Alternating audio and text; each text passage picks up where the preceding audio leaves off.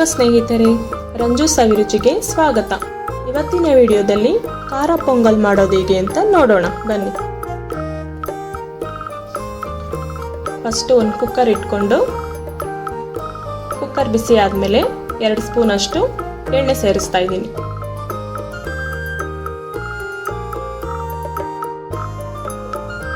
ಎಣ್ಣೆ ಬಿಸಿ ಆದಮೇಲೆ 1 ಬಟ್ಲಷ್ಟು ಹೆಸರು ಬೇಳೆ ಸೇರಿಸ್ತಾ ಇದ್ದೀನಿ. ಮೀಡಿಯಂ ಹುರಿ ಇಟ್ಕೊಂಡು ಹೆಸರು ಬೇಳೆನ ಫ್ರೈ ಮಾಡಬೇಕಾಗುತ್ತೆ. ಕಂದು ಬಣ್ಣ ಬರೋವರೆಗೂ ಫ್ರೈ ಮಾಡಬೇಕಾಗುತ್ತೆ. ಇವಾಗ ಇದು ಕಂದು ಬಣ್ಣ ಬಂದಿದೆ.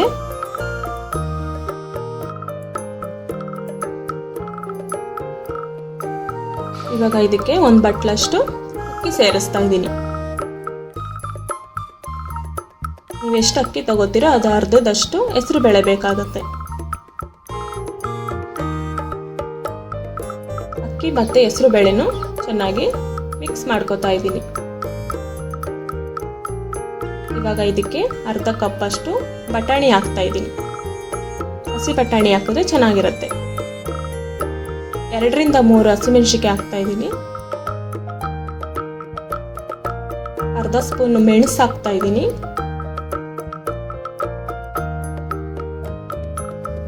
ಅರ್ಧ ಸ್ಪೂನ್ ಅಷ್ಟು ಜೀರಿಗೆ ಹಾಕ್ತಾ ಇದ್ದೀನಿ. ನೀಟಾಗಿ ಎಲ್ಲಾನು ಮಿಕ್ಸ್ ಮಾಡ್ಕೋಬೇಕಾಗುತ್ತೆ.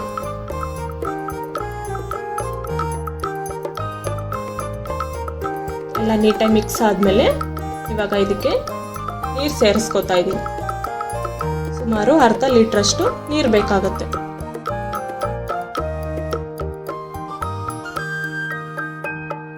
ನೀರು ಸೇರಿಸ್ಕೊಂಡು ನೀಟಾಗಿ ಎಲ್ಲಾನು ಮಿಕ್ಸ್ ಮಾಡ್ಕೋಬೇಕು. ಇವಾಗ ಇದಕ್ಕೆ ಅರ್ಧ ಸ್ಪೂನ್ ಅಷ್ಟು ಅರಿಶಿನ ಸೇರಿಸ್ಕೋತಾ ಇದ್ದೀನಿ. ರುಚಿಗೆ ತಕ್ಕಷ್ಟು ಉಪ್ಪು ಸೇರಿಸ್ಕೋತಾ ಇದ್ದೀನಿ. ನೀಟಾಗಿ ಮಿಕ್ಸ್ ಮಾಡ್ಕೋತಾ ಇದ್ದೀನಿ.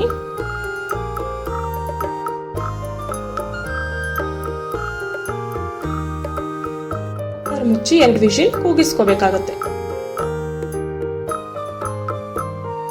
ಕುಕ್ಕರ್ ಕೂಗಷ್ಟರಲ್ಲಿ ಇದಕ್ಕೆ ಒಂದು ಒಗ್ಗರಣೆ ಮಾಡ್ಕೋಬೇಕಾಗತ್ತೆ. 2 ಸ್ಪೂನ್ ಅಷ್ಟು ಎಣ್ಣೆ ಸೇರಿಸ್ಕೋತಾ ಇದ್ದೀನಿ.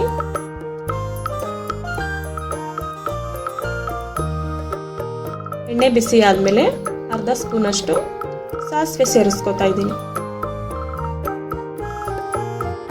ಇವಾಗ ಇದಕ್ಕೆ ಒಂದು ಹಚ್ಚಿರೋ ಈರುಳ್ಳಿ ಹಾಕೋತಾ ಇದ್ದೀನಿ. ಸ್ವಲ್ಪ ಕರಿಬೇವು, ನೀಟಾಗಿ ಮಿಕ್ಸ್ ಮಾಡ್ಕೋಬೇಕು.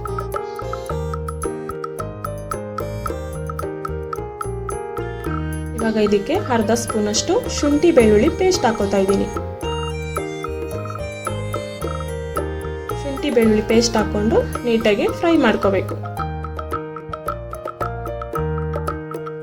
ಇವಾಗ ಇದಕ್ಕೆ 2 ಟೊಮೆಟೊ ಹಾಕೋತಾ ಇದ್ದೀನಿ.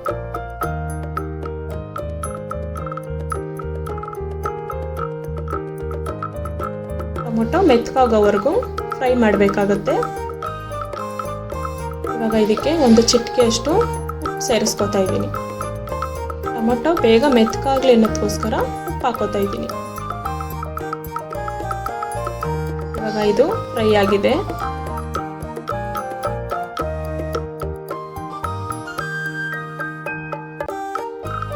ಇವಾಗ ಇದೆಲ್ಲ ನೀಟಾಗಿ ವಿಜಿಲ್ ಇಳಿದಿದೆ.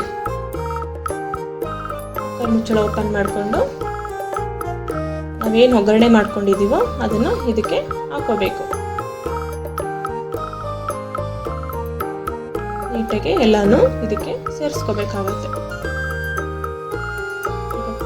ಸ್ವಲ್ಪ ನೀರು ಹಾಕೋಬೇಕಾಗತ್ತೆ. ನೀರು ಹಾಕೊಂಡು ನೀಟಾಗಿ ಮಿಕ್ಸ್ ಮಾಡ್ಕೋಬೇಕು.